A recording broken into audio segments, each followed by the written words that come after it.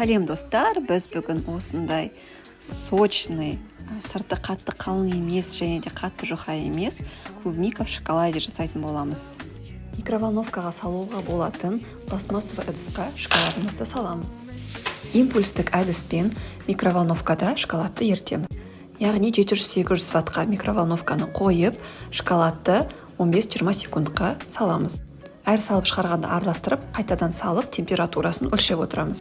Шамамен солай 4-5 рет жасаймыз, және де молочный шоколадтың температурасын 45-50 градусқа дейін жеткіземіз. Енді шоколадты бөлек қойамыз, және де клубникаға кірісеміз. Клубникаларымызды жақсылап жуамыз, және де орамалға осылай жайып қоямыз. Сосын әр клубниканы осылай салфеткамен жақсылап сүртіп, максимально суын алып тастауға тырысамыз. Одан соң дәл видеодағыдай шпажка немесе зубочистканы осылай клубникаларға қадап шығамыз. Жұмыс істеу барысында, яғни шоколадты клубникаға батырған кезде қолымыз былғанбайды, және де шоколадтың жапырақтарына тимейді. Осы үшін осылай жасаймыз. Клубникаларымызды холодильникке салып қоямыз. Видеоның басында еріткен шоколадымызға қайттан ораламыз. Ең алдымен біз шоколадты ерітіп, температурасын 45-50 градусқа дейін жеткіздік. Біз клубниканы жуып, шпажкаға салып жүрген кезде оның температурасы түсті. Шоколадқа термощупты салып, температурасын өлшейміз. Бізге 26-27 градусқа дейін түсіруіміз керек. Енді қайтадан микроволновкаға 5-7 секундқа салып, 29-ға жеткіземіз температурасын. Молочный шоколад үшін осы жұмыс температурасы. Енді клубникаларымызды шоколадқа батырамыз.